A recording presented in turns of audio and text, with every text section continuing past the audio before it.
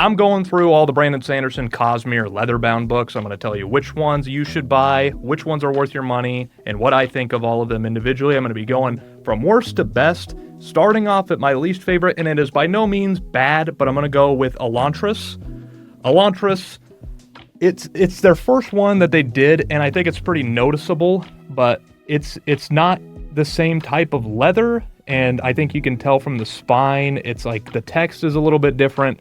Moving from all of these, like there's usually art throughout the book, and there's no art in this one. You just have like the pictures in the back, and then right here, and that's about all you get with this one. I don't know if you can still get this one signed, but this one is a signed Elantris cover.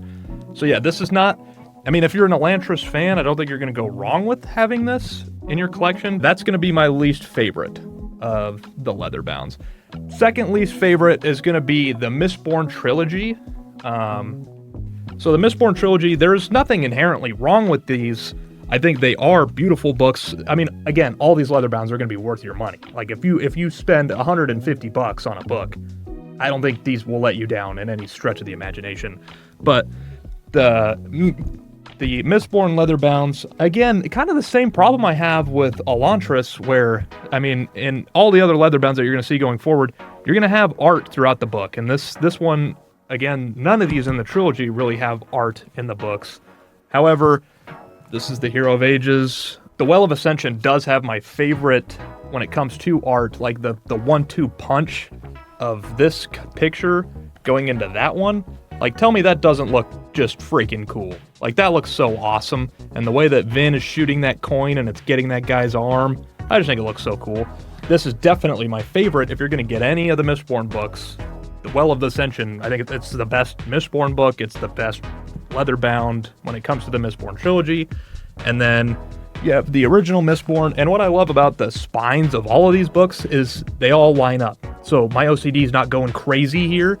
You have like the symbol in the middle, you have the name of the book, you can see the Dragonsteel symbol there. Moving on from the Mistborn trilogy, we have Warbreaker. Now this was the very first Leatherbound from Dragonsteel that I bought, and I love that the pages, I don't know if it's going to come through in the video, like the tint is almost purple-like.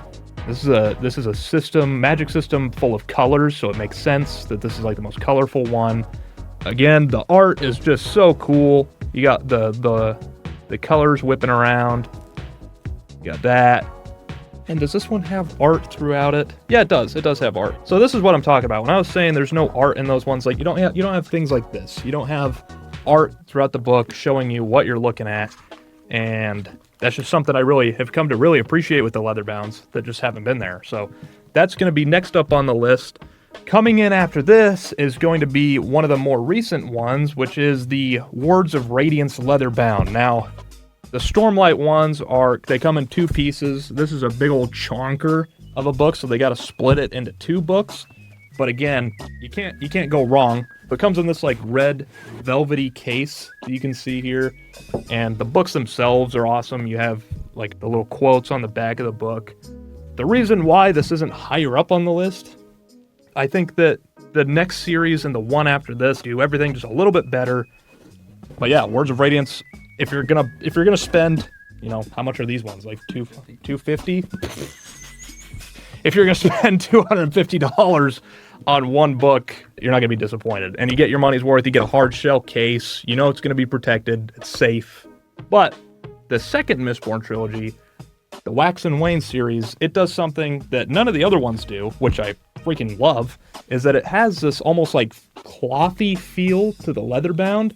And there's something about this one that just like, this whole series that they did, that just really works for me. And I love the art throughout. I mean, this one's freaking awesome right here. Tell me that's not freaking awesome.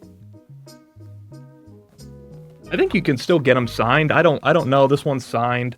The Bands of Mourning. I think the first two come in like a 2-pack now, if I'm not mistaken. These ones really are something special. I really like these ones. It's gonna be second favorite of the series of the Cosmere Leatherbounds. And my number one is gonna be The Way of Kings. The Way of Kings, it just, everything about this book slaps. This wasn't even the first Leatherbound that I got. It wasn't even the second one. This was later into the game of the Leatherbounds, so this one isn't signed. However, it's something about the blue on the leather. It just really works, and I just love how this one feels. It's almost like it's curved a little bit differently around the spine. Again, speak again, the ancient oaths. It's just everything about this one is so cool. It's my favorite Leatherbound, period. And yeah, this is my ranking. If you're gonna buy some Cosmere Leatherbounds, again, going from best to worst, we've got at the best, we've got the Way of Kings. Just coming up next, we got the Wax and Wane trilogy. After that, I've got Words of Radiance, and then Warbreaker, and then after that, the original Mistborn trilogy, and then Elantris. So yeah, let me know if you guys have any of these Leatherbounds, if you're thinking of picking any up. If you have any questions for me in the comments, I'll try and answer them. Yeah, see you in the next one. Peace.